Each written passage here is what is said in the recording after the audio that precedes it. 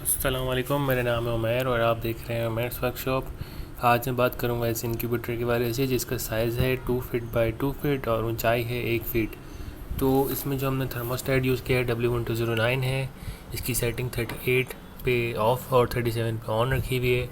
और P2 पे हमने 39 और P6 पे हमने रखी हुई है 38 तकरीबन, ताकि इसकी ओवर लिमिट पे जाके ये खुद ही जो इंटरनली ऑफ हो जाए। इसका जो पैनल है हमने जो बनाया है वो पूरा का पूरा ये है। ठीक है, सारी की सारी इलेक्ट्रिकल जो भी वायर हैं और इलेक्ट्रिकल जो चीज़ें हैं उसके अंदर हैं। और अभी जो है इसकी मैं चेक कर रहा था, जो इसकी ऑफ लिमिट है वो मैं चेक कर रहा था, तो काफ़ी अच्छी खासी इसकी ऑफ लिमिट है। यानी कि चल रहा है ये 30 सेकंड के करीब और बंद हो रहा है 1 मिनट 10 सेकंड के करीब। यानी कि जो कंजम्पशन है बिल्कुल ना होने के बराबर है। तो अभी इसकी जैसे ही ऑफ़ होता है तो यहाँ से मैं इसका टाइमर ऑन कर दूँगा।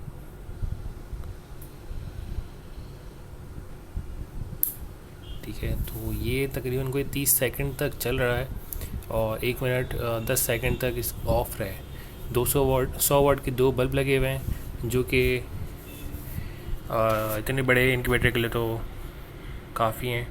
और अगर एक बल्ब भी लगा हुआ होता 100 वाट का तो वो भी काफ़ी अच्छी जो है टाइमिंग इसको दे देता।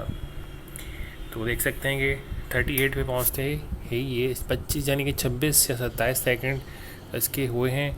और अब ये ऑफ़ लिमिट पे हमने ऑन कर दिया है कि ऑफ़ लिमिट पे कितनी देर तक ये अपना 38 जो है टेम्परेचर बनाए रखा है। तो नॉर्मली तौर पे मैंने भी चेक कर लिया है, तो 1 मिनट 10 सेकंड तक है जो इसका टेम्परेचर अंदर बन रहा है। बिल्कुल सेम एग्जैक्ट वही चीज़ डायमेंशन है, 2 फीट बाय 2 फीट और 1 फीट ऊंचाई है। और ज़्यादातर लोग यही पूछ रहे होते हैं कि सुराख कहाँ करें वेंटिलेशन के। तो जो वेंटिलेशन का सुराख करने की ज़रूरत नहीं है, क्योंकि नॉर्मली तौर पे जो दरवाज़ा होता है, दरवाजे के साथ जो लाइन चल रही होती है ये काफ़ी होती है वेंटिलेशन के लिए, जहाँ से हवा अंदर जाती है बाहर आती है।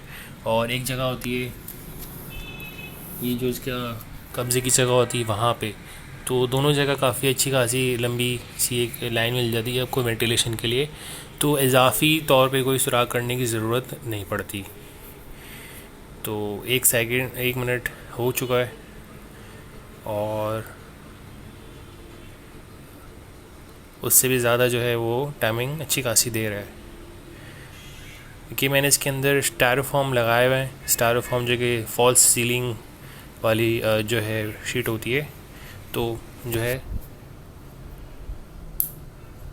तो देख सकते हैं कि 1 मिनट 22 सेकंड पे जाके ये ऑन हुआ है। यानी कि चला है 27 सेकंड और चला बंद हुआ है 1 मिनट 22 सेकंड, मतलब कि कंजम्पशन ना होने के बराबर है। अब हम देखते हैं इनसाइड जो है ये पूरी पूरी एक सिंगल शीट है। और आप देख सकते हैं कि हमने इसमें जो वुडन है वो नीचे की तरफ लगाई ताकि और अंडे रखने की जगह बच जाए। और देख सकते हैं कि ये जो बल्ब है ये फ़ैन है और ये एक बल्ब है और ये पूरा का पूरा एक पैनल है जहाँ पे सारी की सारी इलेक्ट्रिकल जो चीज़ें हैं वो लगी हुई हैं। और इसका कनेक्टर भी हमने बाहर से दिया हुआ है 12 वोल्ट का। अगर कभी ऐसा होता है कि चल नहीं रहा सर्किट तो यहीं से चेक कर लेते हैं कि या तो अडाप्टर ख़राब हुआ या सर्किट ख़राब हुआ है। और कुछ होता भी है चेंज करने के लिए तो यहाँ से आपने इसके स्क्रू निकाले, यहाँ से निकालिए, पूरा पैनल बाहर आ जाएगा। तो उसको आपने बाहर रख के चेक कर लिया, नहीं तो अगर ऐसा एक और नया बनाया हुआ तो वो फिट कर दिया। तो जो झंझट होती है, परेशानी होती है, उस टाइम उस चीज़ से बच जाते हैं। तो ये एक सिचुएशन है कि हमने जो थर्मोपोलिंग करी है वो नीचे की तरफ करी एक और एक ऊपर की तरफ करी है, बस वो भी आधी। और बैक साइड भी हमने जो लगाई है वो यही मोटी वाली पौने की ही शीट लगाई है बैक साइड पे। तो अच्छी खासी हमारी इंसुलेशन बन गई है। और अगर मैं ये साइडों पे और बैक पे दूँ तो और ज़्यादा अच्छी हमारी जो है हो जाएगी कंजम्पशन कम। तो 1 इंच की मोटाई वाली है ये शीट। तो ये जो है फ़ायदा करती है आपकी कंजम्पशन को कम करने के लिए। तो अगर आपके पास ऑलरेडी इंक्यूबेटर है और कंजम्पशन ज़्यादा हो रही है तो स्टायरोफॉर्म की शीट लगा लें चारों तरफ से, और ज़्यादा चाहिए तो बाहर से भी कर दें।